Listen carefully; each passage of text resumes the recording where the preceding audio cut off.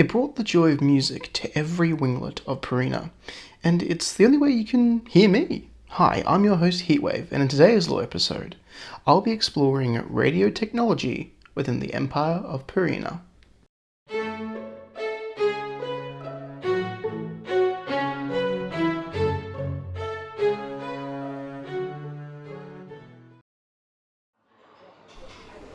And now, back to the music.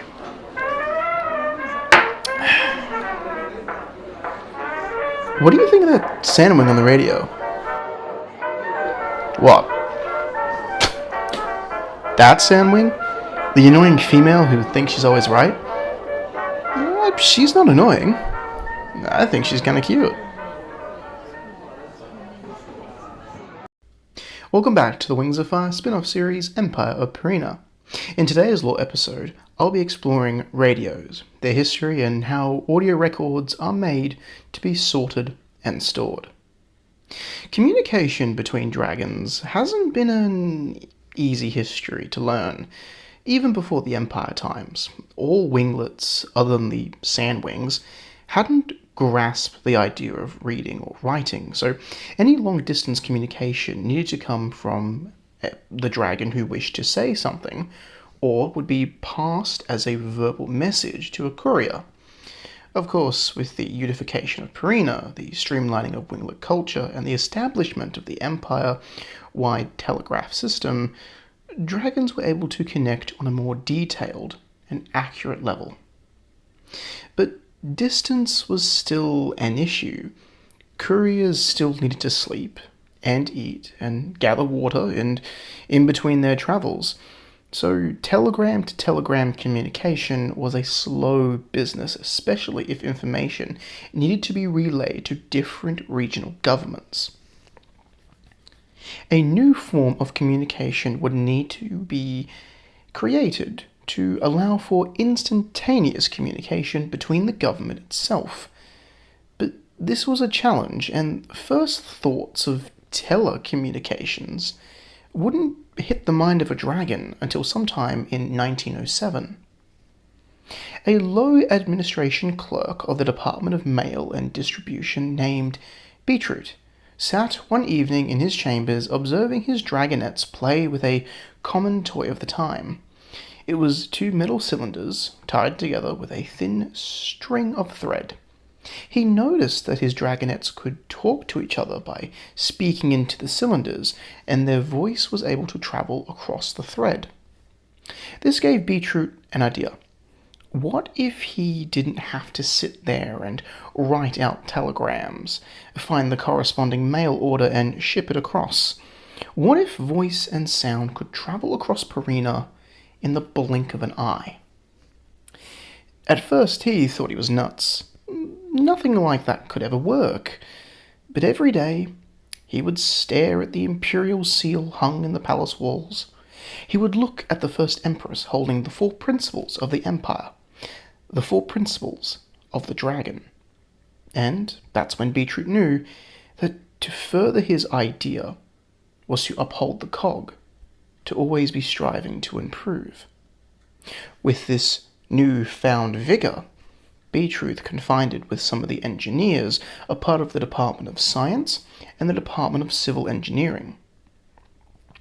At first, they called him crazy. Then, they called him a drunk. But one engineer actually believed in his kin and did everything he could to help. The first early radio wouldn't be built until 1909. It worked by a dragon running a long strand of copper wire between 2 of the sets. Because the wire was not straight, a hand crank was added to give the radio current a good jump start of electrical energy, propelling it to the other set. In terms of reliability, it worked very well, but still it was too small for the large scale that Beetroot had envisioned. Sure, a dragon could communicate with another dragon from across a long room, but it wasn't going continent-wide.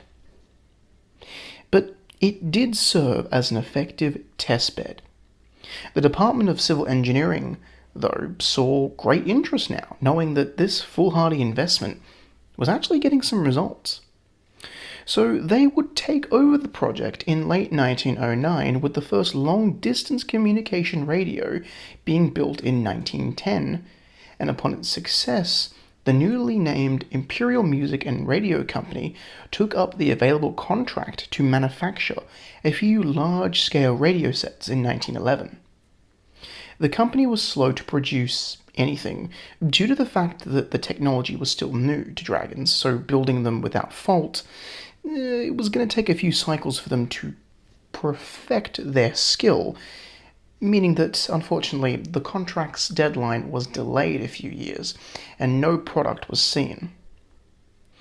The first mass-produced radios, though, were exclusively used by the imperial government.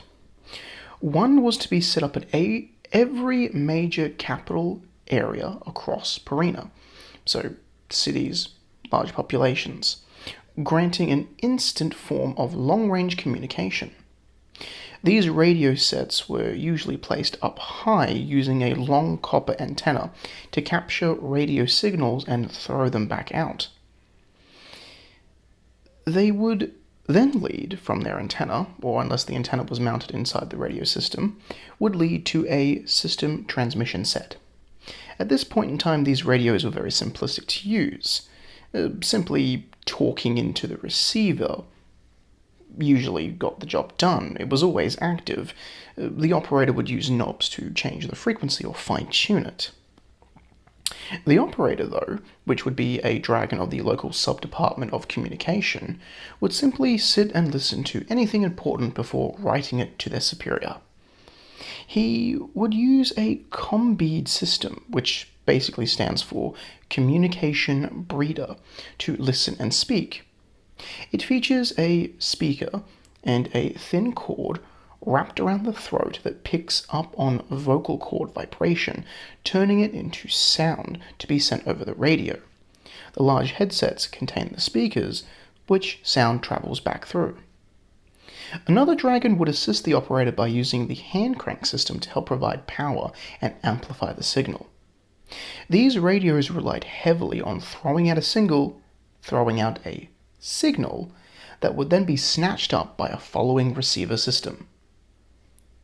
Basically, using the antennas as an electrical current to capture the radio electrical signal. Of course, this wouldn't be without its faults. Due to the long distances that was expected for a signal to cross, it sometimes got lost. And there was some reliability issues with the power supply. These issues would be resolved in two ways. One, a pedal was added to the receiver set, allowing the operator to run the crank system by themselves at a faster pace than if a dragon just stood there and cranked it by hand, reducing the total amount of crew members for a radio to simply one. The second was to build a relay transmission system in the peak of the Claw Mountain, near the Silver Pavilion. Its commanding view of all of Pareena made it the best place to put a high metallic antenna used to capture all incoming signals on a varied frequency and slingshot it out across Pareena, increasing the effective range of the radio telecommunications. Of course, it still had its problems. The relay set can only be operated by ice wings, as its high placement means that any other winglet would most likely freeze to death. But also, all that ice and snow can't be good for the antenna, leading to the antenna needing to be replaced and thawed out every day to prolong its lifespan. As I mentioned in my last episode, one of the reasons for commercial radios was their adoption for music. But this didn't come a reality till sometime in 1930, as the Imperial Music and Radio Company begged to be given further freedom in the contract. The Department of Mail and Distribution, though, didn't really care and greenlined it anyway. The rollout of commercial radios was a strict and planned-out initiative. The company would produce a few demonstration radio sets that could exclusively only access and receive from a dedicated music and public announcements frequency. These radio sets were given out to the major pubs and bars around the first city, and one was placed in the market sector. This promotional rollout had never been attempted by a dragon before. Typically, new products were only advertised by the dragon standing there trying to sell it to you. The next phase of the public rollout was to get the Imperial Orchestra to actually play live, on air. It took a few practices. The Imperial Orchestra set up inside the Imperial Palace's Great Hall. After setting up, every surface was covered in communicational breeder cables. The players, their instruments, the hall, covered in cords from the horn to the tail to pick up every sound vibration possible. In 1932, the first live music was broadcasted across the first city. The music lasted a hefty few hours, and it was a huge success. Later, in 1934, commercial radios were available to be bought by the wider population. These radios were simplistic yet expensive to buy. They featured a hardwood outer casing that held all the vacuum tubes and internal workings. It features a grill Vox speaker with a few knobs to tune the frequency, but not to change it. Lastly, it has its own antenna to capture any incoming radio signals. It was powered by a hand crank at the side of the casing. Once it was charged, it would provide about 45 minutes of continuous connection. Of course, as more reliable power supplies came to be, like micro gas turbine engines, these would be placed in its stead. I mentioned earlier about recording systems. Audio hard copied to a hard plate is a relatively newish technology, only being about 75 to 100 years old. They work by using an automatic etching needle that etches sound waves to a metal disc that can be played back on another needle device to produce sound. It's a little confusing and complex from my understanding, but only 3 of these devices actually exist in Pareena, and I own 2 of them.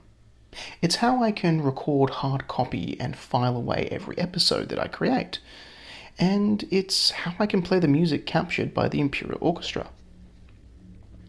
Now, I'll mention the Imperial Signal Company here. I did do a full episode on them, how they utilize radio technology, some of the responsibilities and equipment they require, but I'll say that the Imperial Army didn't adopt radio technology till 2110, but the Imperial Music and Radio Company couldn't handle the demand and specifications that the Army needed, so they were bought up by the Imperial Locomotive Company in 2112. Thanks for watching. Please remember to leave a comment, like, or subscribe to help the algorithm present this content to a wider audience. And don't forget the channel goals with special rewards. This is Heatwave, signing off.